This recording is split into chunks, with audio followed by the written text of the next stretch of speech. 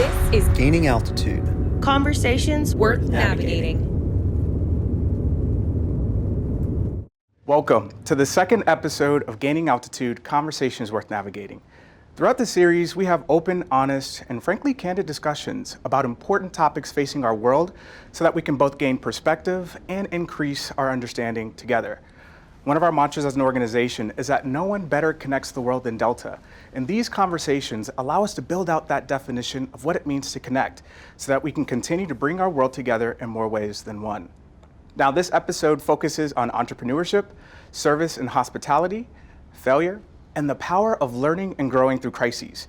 We're incredibly excited to have Danny Meyer with us today, founder and CEO of Union Square Hospitality Group and founder of Shake Shack. And we're also really excited to welcome another featured guest, and that's you. Your voice matters throughout all of these conversations, and we encourage you to use it. So if you have any questions for Ed or Danny throughout this program, don't be shy. Go ahead and insert that into the comment section on whatever platform you're using to view this live stream. So welcome aboard, and as always, we really appreciate you spending time here with us here at Delta. And with that said, it's my pleasure to pass it over to our host, Delta CEO, Ed Bastian. Jamar, thank you. You always do a great job with our introductions. You're a great host, too, so thank you for doing that. And Danny, welcome. You're That's great to be here. Dear friend of mine and dear friend of Delta's, and I'm thrilled to have you with us in person and not looking at you at some little block on the screen. And I've got to say, it felt great this morning to take my first business trip, I think, in a long time. It's great. I want to get, it's too much and fun. I want the camera people to look at Danny's shoes, because he said it's the first time he's wearing real shoes in 2 years. Why he wore shoes when I'm wearing sneakers, well, I'm not sure. I didn't do my homework yet. I knew I had to dress up for you and your audience here. Yeah. But it's great to have you. And for those of you that are tuning in for the first time, we've been holding a series of conversations really pretty much since the pandemic began. First, initially internally at Delta, talking about the issues of the day and the challenges, and bringing in some really special people to help our people digest and think about the future. And then we decided we needed to open it up. And a month or so ago, I had Tristan Walker, who's a member of the board at Shake Shack and a good friend of both of ours, open up the series to our Sky Miles membership and friends of Delta, as well as our employees. And today I'm also honored to have Danny with us. Danny is Mr. Hospitality, if you were to ask me. He wrote the book on hospitality. He's named his service at Union Square Hospitality Enlightened Hospitality, and it's what we learn from, because Danny is not just a great restaurateur and a great host in his environment, particularly in New York City. He's also a great host aboard our planes, as he's helping our crews continue to curate menus and bring special opportunities to serve our customers as we reopen the skies and start to bring food back and experience back to the journey. So Danny, I don't want to tell your story for you. Why don't you share just a few words about your journey? The one thing I will say about Danny is that he is from St. Louis, which I appreciate, but basically he's a New Yorker at this point, but opened up his first restaurant at the age of 27 in 1985 at Union Square Cafe, one of my favorite restaurants, and been there many, many, many times. It takes quite a lot of courage and bravado, 27 years old, to open up a restaurant in New York at a time when New York wasn't doing too well. Well, it's great to be with you, Ed, and I love Delta. So I'm going to start my story briefly. 21 years before I opened Union Square Cafe, I was a 6-year-old, and I took my first ever solo flight on Delta from St. Louis to O'Hare. And the reason I took the flight was that my grandparents lived in Chicago, and my dad at the time was not only a travel agent, but he was president of the American Society of Travel Agents, ASTA. Wow. Big deal. And back in those days, you got a little placemat, and I spent the whole time drawing on my placemat, and as a 6-year-old, I knew a couple words, and apparently what I wrote was, the food was okay, but the stewardess yacked too much. And a picture of that placemat gets put on the cover of Travel Weekly. I don't know that I was welcome back on Delta after that for many, many years, but I've always been a fan of Delta. It's got an emotional tug to me, and so I did get into the restaurant business kind of by accident. I was thinking about being a lawyer. I was a poli-sci major, and what do you do with a poli-sci degree? Right. And I'm just really lucky that I was challenged by an uncle who knew that I didn't want to be a lawyer. He probably also knew I would have been the world's worst lawyer. And he said, why don't you just do the thing you've been talking about your whole life? And I said, well, what's that? And he said, all I've heard you talk about is restaurants and food. So I took a shot at it. And it was kind of like, and I think entrepreneurs are like this. It's kind of like when someone says, don't scratch a mosquito bite because it's bad for you to do it. You don't have a choice. And my thing was, I just had to get this restaurant open. Yeah. And that became Union Square Cafe. Yeah, yeah. And from there, you've opened just a series of iconic Well, I didn't open a restaurants and second names. restaurant for 10 years. So the second restaurant I opened was Gramercy Tavern. Yep. And that was 10 years later. And then gradually I picked up the pace a little bit. 11 Madison Park, Tabla, Blue Smoke, Shake Shack, The Modern, Myelino, a bunch of others since that.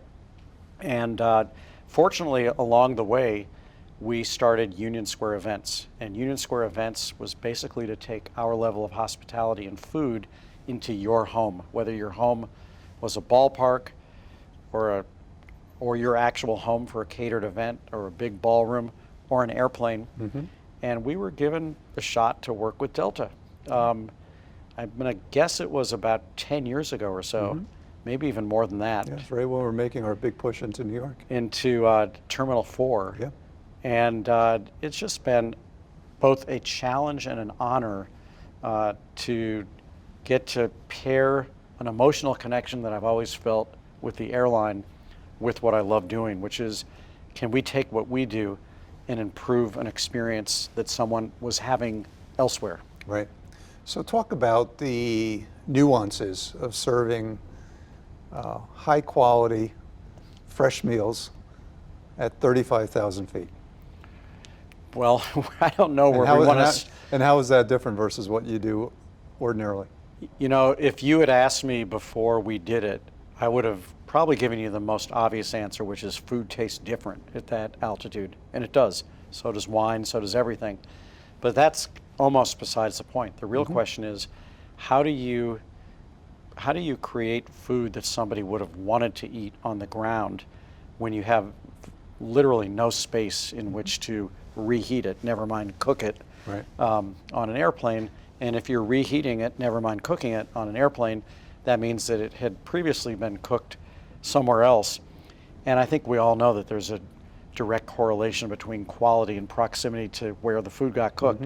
So it's a big challenge, and yet that never stops us from trying harder. And I think one of the things we've learned over time is that there are treats that you can give people. And I don't just mean the cookies were just baked, or here's an ice cream sundae. There's other treats you can do, the biggest one of which is eye contact and a smile, which is the best seasoning you can give any food.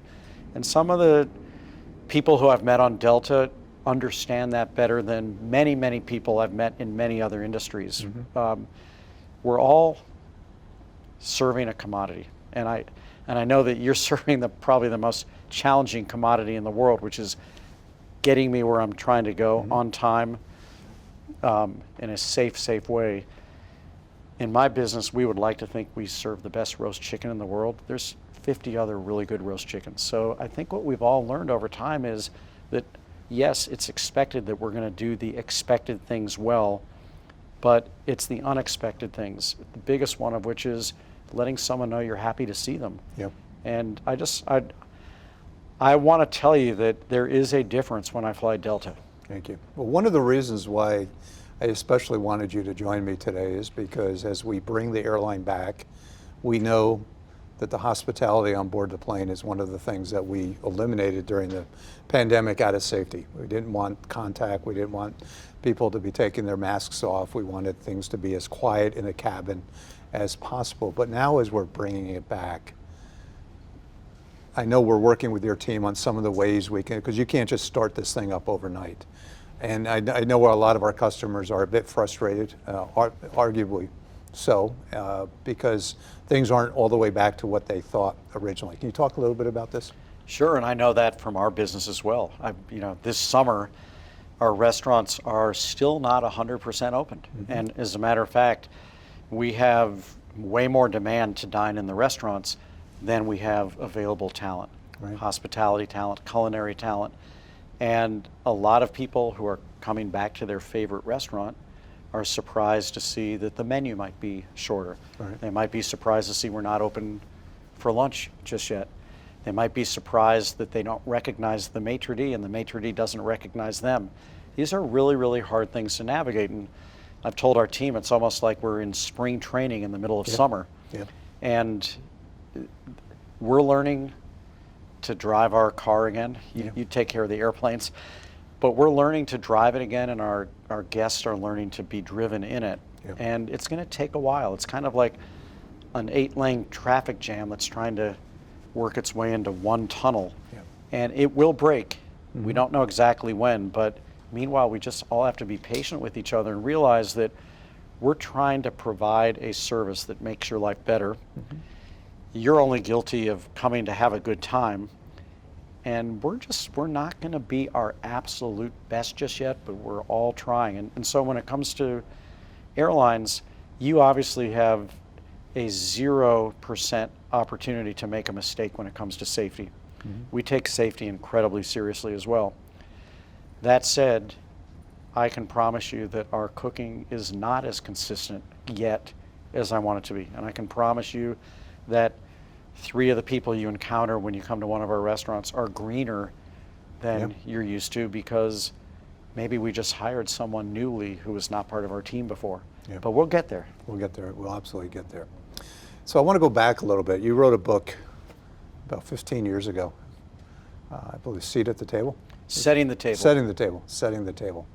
What led you to write a book? Because I get asked all the time if I'm going to write a book, and I said I'm still writing chapters. I'm not ready to sit back and write a book. Yeah, that's my yet. answer when they say, when are you going to write your second book? I'm living the next book right now. And you are definitely living your first book right now. For at least 2 or 3 years, as we were growing our business, and we had more restaurants than I could literally be at. And there were 15 years of my career where I was at every restaurant, every lunch service, because I could walk to each and every one of them. And as we started growing, people on my team were saying, we've got cookbooks, so our cooks know exactly what the recipe is going to be.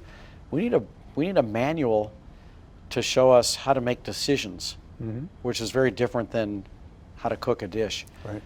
Because Danny, wherever you are, you're not at a bunch of other places. And one of my big learnings as a leader was that early on, my leadership style was to try to embody the behaviors I wanted to see, but I was doing a really poor job of using my words, as we used to tell our kids when they were young. Use your words.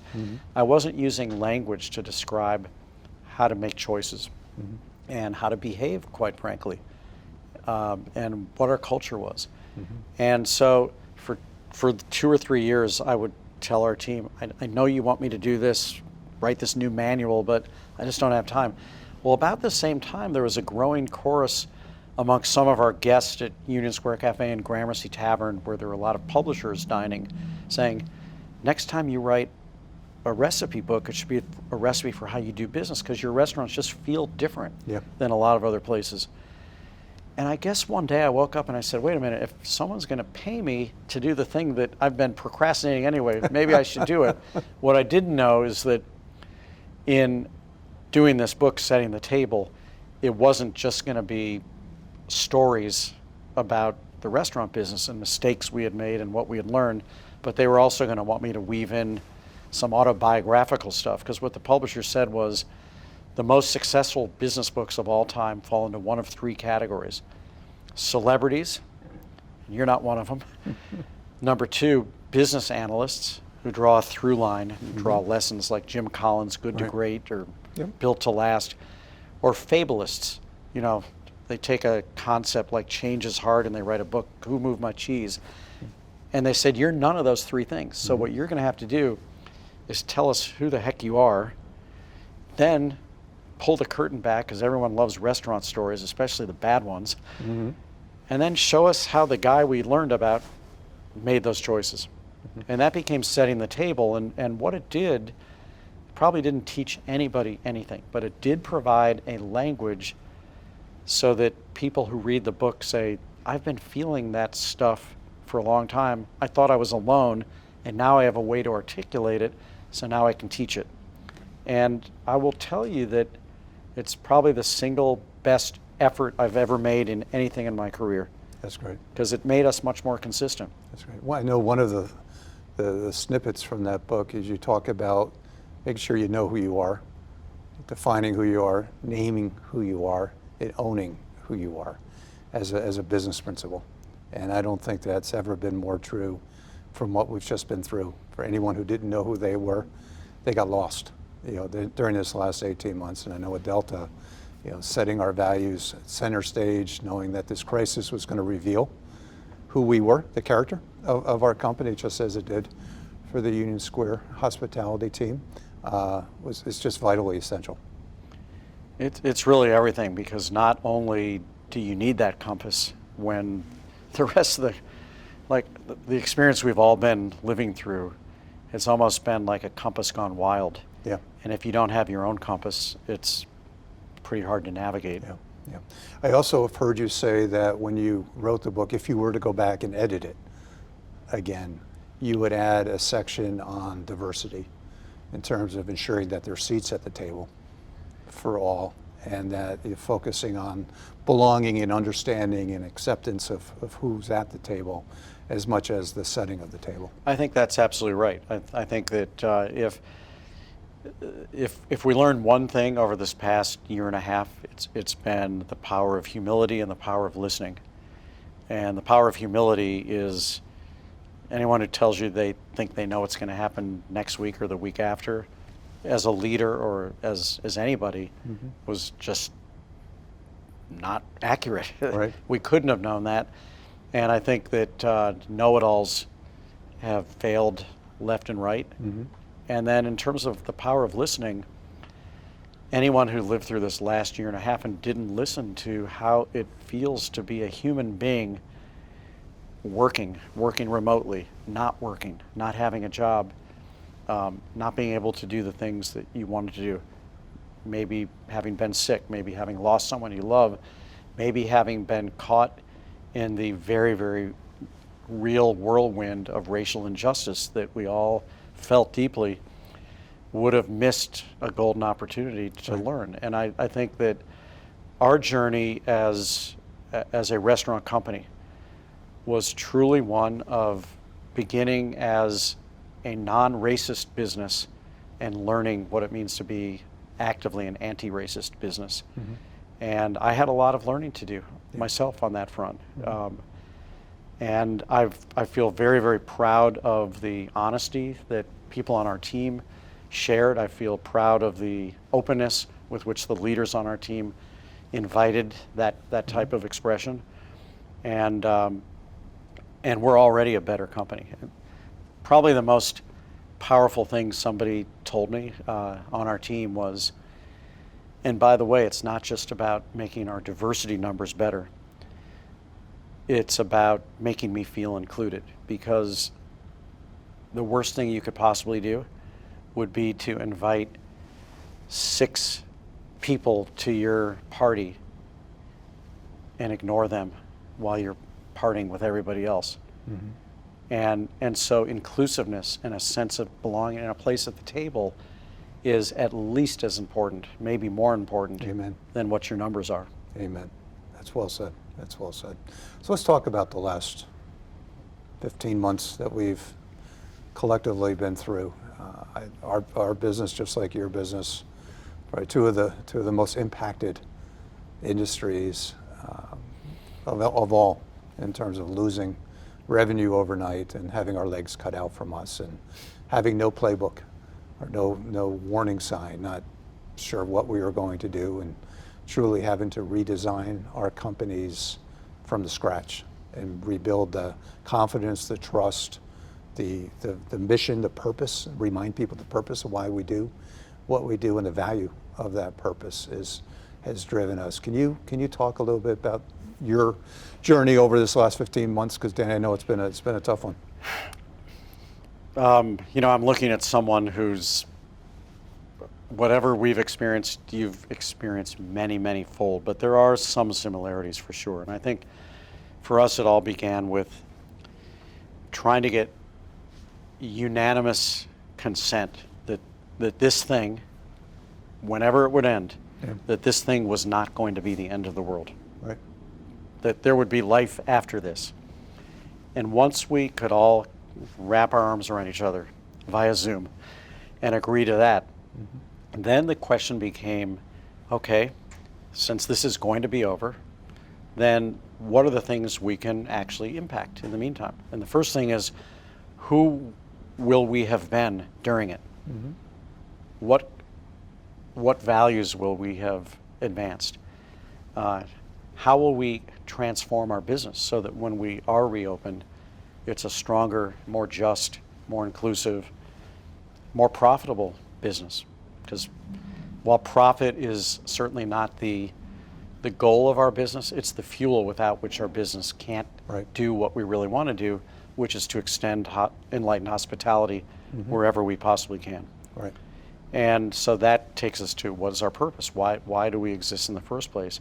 And why does the world even need us? And I think if a business can answer that question affirmatively, why the world actually needs us, and frankly, the world doesn't need every song that's been written, it doesn't need every dry cleaner that's ever been opened, doesn't need every restaurant that's ever been opened.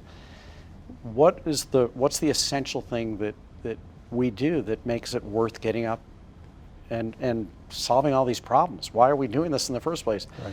And I think we got a lot of collective agreement that this was worth fighting, that it would be over, and that we could establish a better restaurant model so that when we do get back to what people call steady state, whatever that is or was, or we do go forward with whatever the new normal is going to be, and we think a lot of things will be similar, but a lot of things will be different, that we'll be stronger than ever and therefore more able to do more good for more people more of the time. Right. So we talk in our business a lot about how the pandemic, while it was such a tragic experience for us all, we have also taken advantage of the opportunity to accelerate our business, accelerate the airport development, accelerate our technology development, accelerate the retirement of planes that needed to be retired a few years ago, and they're now done, so we'll have a younger fleet going forward. What are some of the lessons that you learned, Danny, and your team to kind of accelerate your path to the future? Well, very, very similarly, we're taking major steps in technology. As we said earlier, we're taking major steps in terms of diversity, inclusion, and belonging. We're measuring it. I think when you measure things that matter to you, they get better.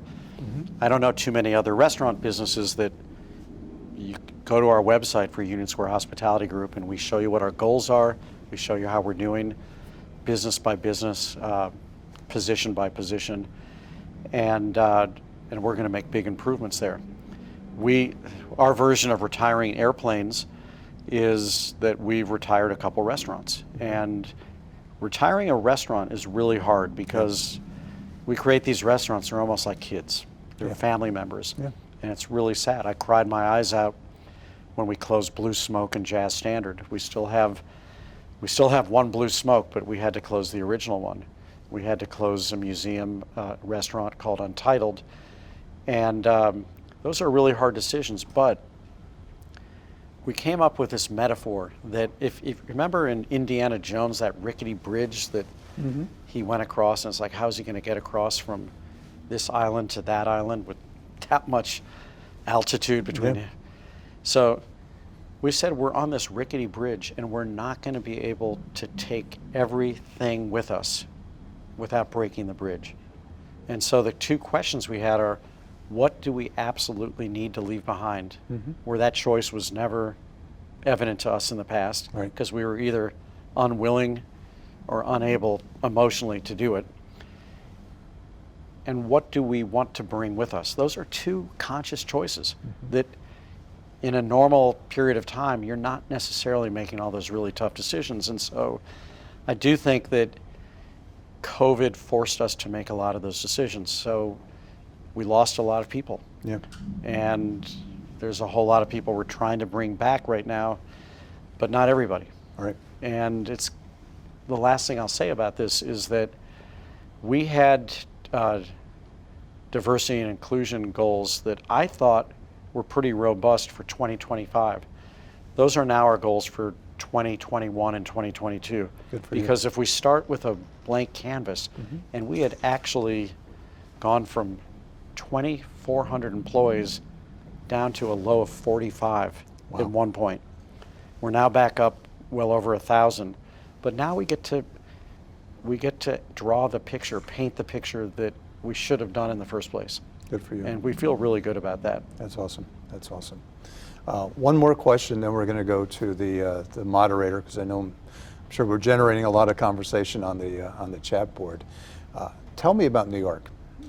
New York is such an important market for us at Delta. We are the largest airline in New York. We are proud of what we do. We also know New York has been one of the slowest cities to return back to travel, back to restaurants, back to public life, as a lot of people left the city. And there's some real questions over the longer term future of New York. Could you give me your perspective on New York? Yeah, my perspective is incredibly bullish. Again, I'd be disingenuous to say I know the timeline, but New York's not going anywhere. New York is a place that nobody lives by accident. It's not a rational decision to live in New York. You live in New York or you work in New York because you have to. Emotionally, you're wired as somebody who wants to be with a lot of people. It's a city that is constantly performers and spectators. It could be sports, it could be concerts, it could be culture, Broadway, it can be coming to a restaurant. And all you have to do is walk through New York right now, and what you see is this just welling of entrepreneurial spirit. There are makeshift outdoor dining rooms all over the city. Almost every dining room is now open again, and you can feel the life coming back. We're going to get theater back.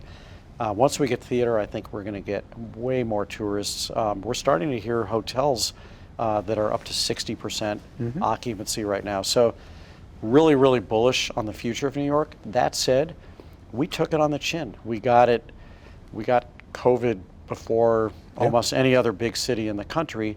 And because it's such a dense city, and because we didn't, from a health standpoint, have anywhere nearly the knowledge that we have today in terms of prevention or in terms of curing, I think the city had a little bit of post-traumatic stress disorder. Yeah. So it's going to take a little bit longer, but it's going to come back. And I can just tell you, from the kind of businesses that we're in that have long lead times, like weddings and big business conferences that we produce for people, we know that there's a huge backlog, and it's just, it's just waiting to explode. Waiting to come out. Just waiting to come out. And I share your optimism for New York. As a New Yorker, that we've been through a lot. This may be the biggest challenge that we've ever faced, but we will come out of this better, stronger, with greater and new opportunities. And just think, one of the strengths of New York is its international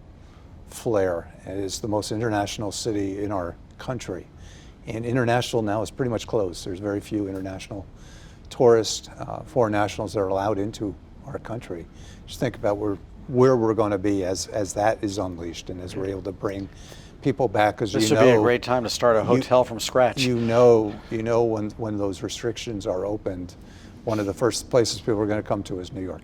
And I just can't wait for you to serve them, for us to serve them, and to continue to celebrate joy. You fly them in and we'll feed them gladly. Amen, amen. And we'll do the same thing on the way out. Well, we could talk forever here, Jamar and Betsy, and I think we're gonna break for a second and see what themes or what questions are coming for us over the chat line. Absolutely. Lots of engagement, both internally and externally, on this conversation. The first question is going to come from a viewer from delta.com/gainingaltitude, and this is for Danny. How will the service industry change going forward as a result of the pandemic?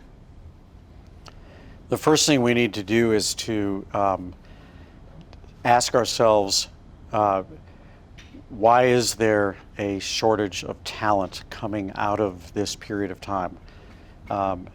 You know, so many people lost their jobs in the hospitality industry, and the sense was that the minute restaurants would reopen, everybody would come flocking back. And it's taken a lot longer than people thought. And so I think one of the biggest ways the service industry and the hospitality industry is going to change is to be a little introspective and to say, all right, we are an industry that didn't have the option of working remotely. You can't cook a pasta remotely or pour a bottle of wine remotely or do someone's dishes remotely. And we asked our teams to come back early on before there was a vaccine, much like airline employees. And what can we do to make the quality of life that you've now experienced differently over the last year and a half, where you weren't coming home at midnight or 1 in the morning, having been on your feet all day, having to commute. How can we make an industry remind everybody how much fun it is to be in service of others because you love making people feel better with great food and drink? And we have a lot of work to do there. There's some compensation questions. I've been a proponent of taking a really harsh look at the tipping system, because what the tipping system does in many states, including New York City, or New York State rather, is that it prohibits tips from being shared with the cooks. And what that has done over time is to create a major disparity in terms of what people are able to earn. And quite frankly, there's also a disparity in terms of the racial makeup of dining rooms in this country and kitchens in this country. And so one of the things that I think we should expect of the service and hospitality industry is to take a look at some of those underlying things and ask ourselves, how can we make this a career that people once again are clamoring to join because they see what kind of upward mobility there can be. We're a great first job for people, but we need to constantly think about how can we be an even better second, third, and fourth job, and I know we will. Yeah.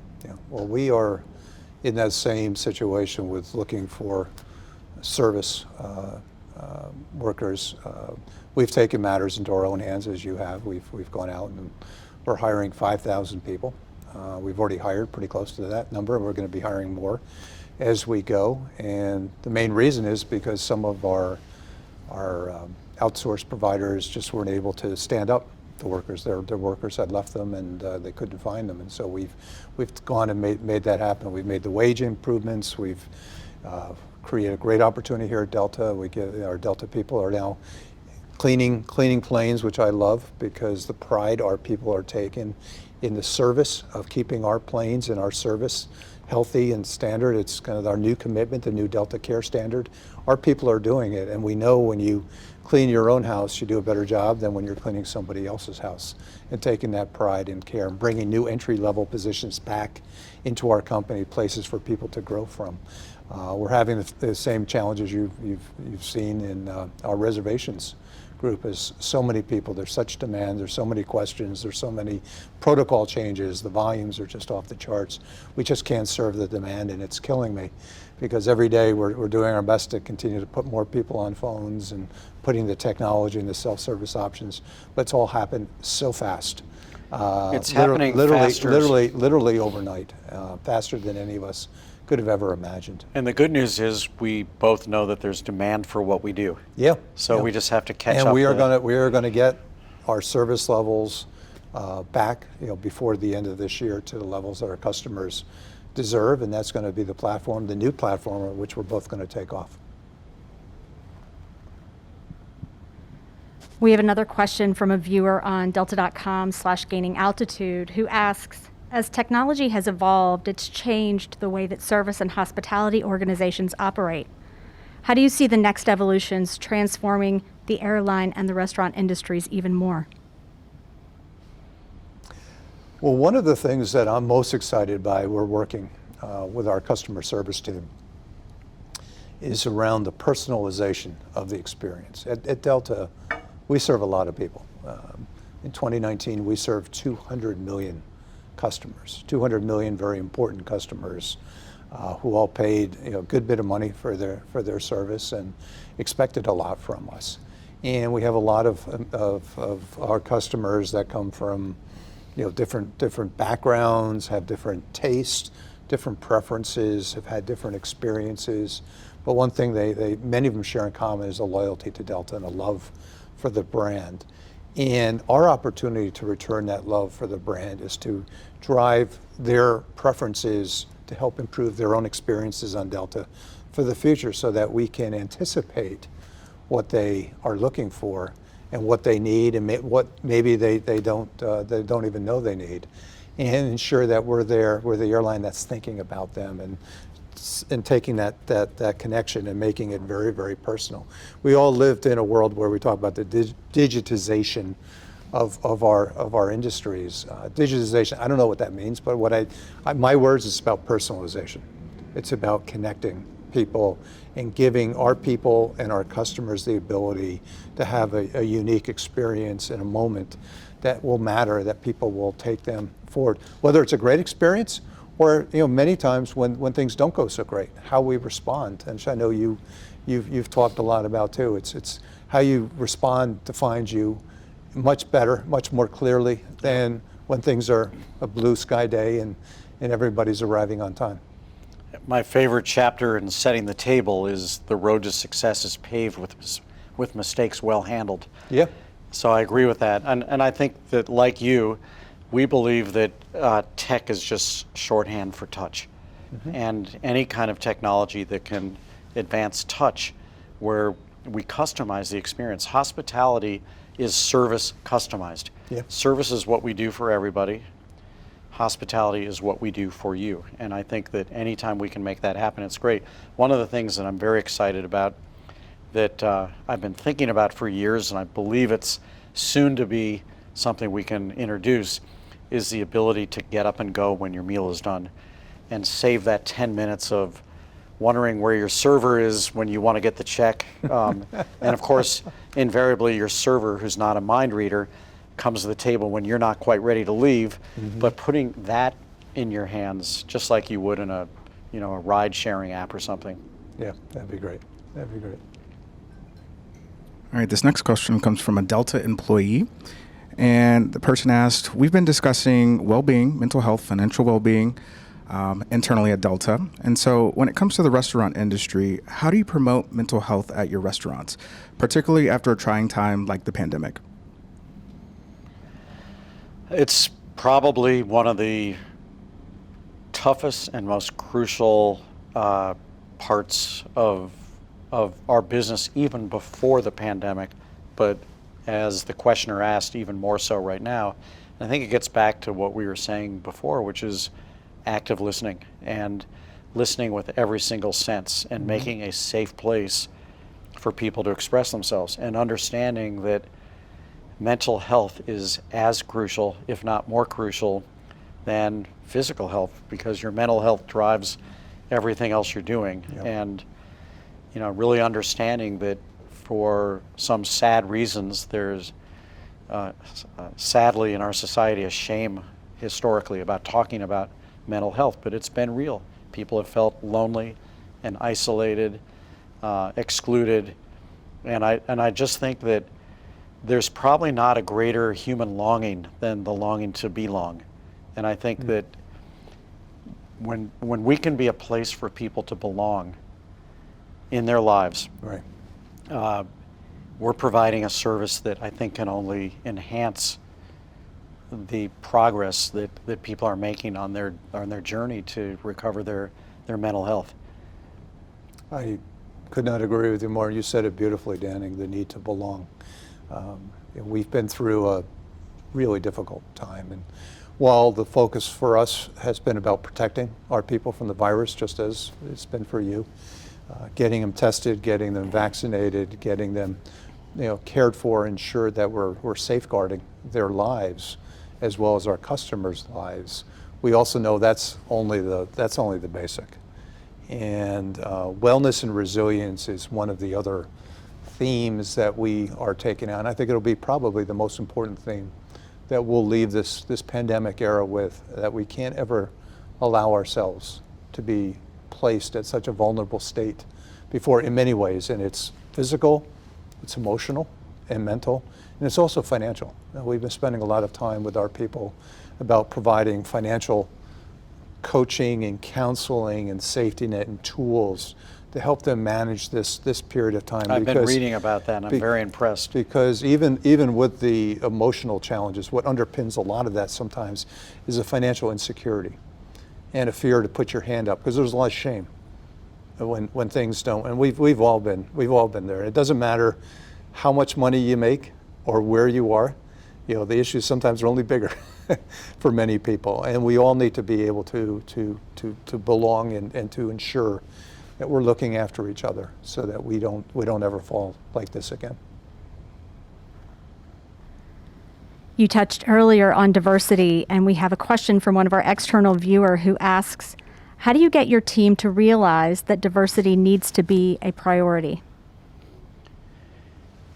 Another really good question, and one of the choices that we made early on, despite the fact that the president of Union Square Hospitality Group, Chip Wade, happens to be African American, we all agreed that I needed to be the chief diversity officer of the company. And I think it's probably consistent with any other initiative we take as leaders, which is that it's not going to go any further than the buy-in of the head boss, whoever that is.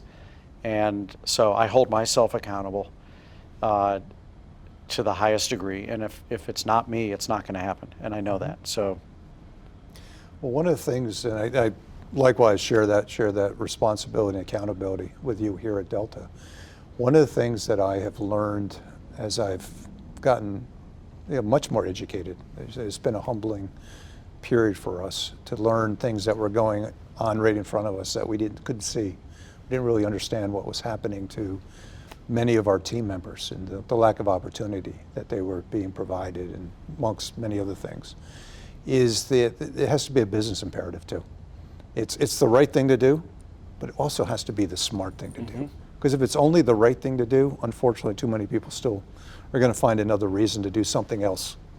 But if it's the right thing coupled with the smart thing, and there's a business focus to it, I think that's where you have the stickiness to make diversity a business imperative, not just a cultural or a part of your human resources philosophy.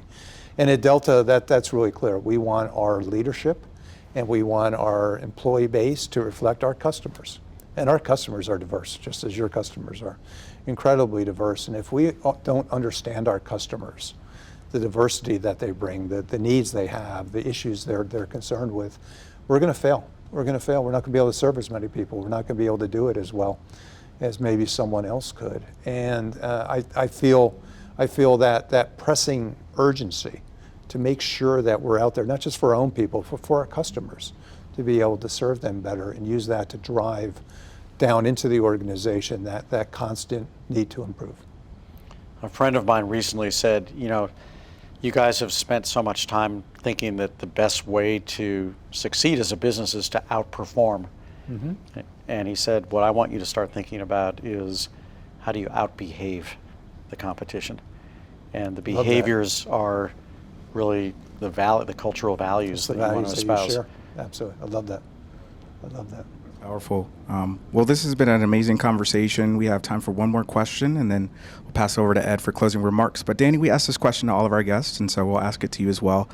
How do you think that we can all better connect the world? Fly Delta more oftenly. I don't have any question about that. There's nowhere in the world that I can't get to, either on Delta or one of your partner airlines.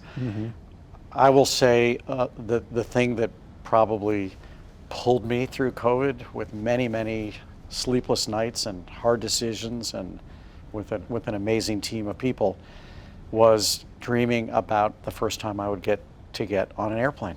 Wow. And I flew Delta to Milan on one of the early COVID flights, and I felt alive again. And I think that connecting the world for good Yeah. is such a powerful and wonderful thing. Yeah. Not just because I love eating food and drinking good wine in Italy or wherever it is I'm going, Yeah. but I love learning about other people. Yeah. And I just have missed that like crazy, and I'm really glad to be back flying again. Yeah. Well, Danny, thank you. You summed up what's kept us going through this last year and a half is that sense of purpose that we have. Connecting the world is a mission. It's just not our business. And one of the things that that we've all struggled with over this last period of time is this dislocation and this disconnection and this inability to really feel back alive. And it's that human spirit interacting with each other and the soul touching that brings life back to we're social creatures. We're meant to be together. We're not meant to go through this life in isolation. And we know on a global scale, there's no airline out there that's got a bigger mission and purpose to get this world back connected than Delta. And that's what's kept me and kept our team fighting through the darkest of days, realizing that on the other side of this, that value is going to be shown many times more, because things that we took for granted that we'll never take for granted again, never take for granted again, and that's up to us to make sure we never do. I thank you for your time, your insights, your encouragement has been inspiring. You are an amazing leader, not just an entrepreneur and a great restaurateur. You're a great friend. You feed our customers, you feed me, you feed our world with far more than just food, but it's the service and the spirit that you bring to hospitality that makes all the difference, and why we're great partners with you as we look forward to. So Danny, So thank you glad for to be joining with me. you. Thank you And so much. look forward to our next episode, which will be next month. I'm going to be bringing Mary Barra down from General Motors, and we'll be talking about what's going on in the auto industry and the electrification of her world and all the change that she's driving in her industry. Stay tuned and look out for that. So thank you very much for tuning in. We appreciate you. And as Danny said, we're on our way back. Thank you all so much for joining us on this episode of Gaining Altitude. Again, like Ed said, you can join us for our next conversation with General Motors CEO Mary Barra on September 17th at 1 p.m. Eastern Standard Time, so make sure you get that on your calendar. And as always, if you have any feedback for us, feel free to share it at delta.com/gainingaltitude. Until next time, I'm wishing you all blue skies. Please take care and please stay safe.